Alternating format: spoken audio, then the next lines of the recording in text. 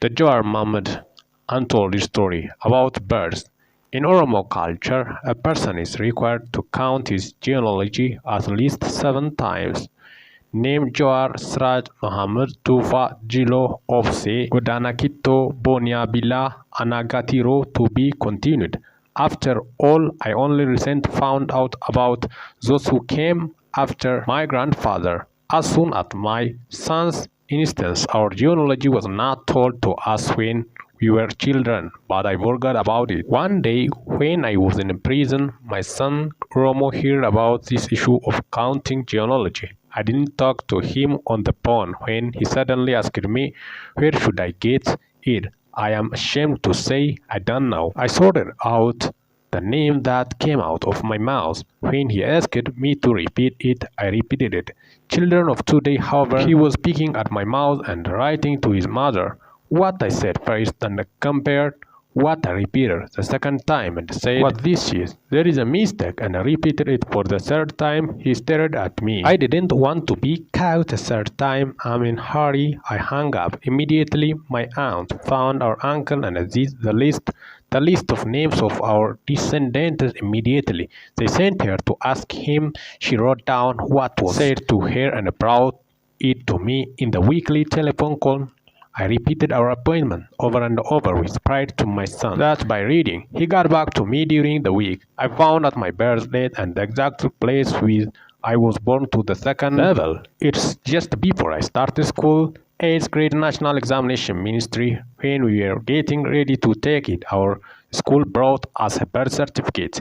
He commended us because of the reasons explained earlier. The education that was before the 8th grade I could not testify because I did not have evidence to miss the year off. When I went to my relatives and I talked to my grandmother, Muluna Dane, my mother's mother, the day of my birth was May. May Abo told me that it was the night before tomorrow. Uncle Haile Tolite also the time. He informed me that it was in 1978. Based on this, I compared the information I got from the two. May 4, 1978 was my date of birth and I enrolled in school. I had to get a passport to go to Singapore because I got an opportunity to study abroad.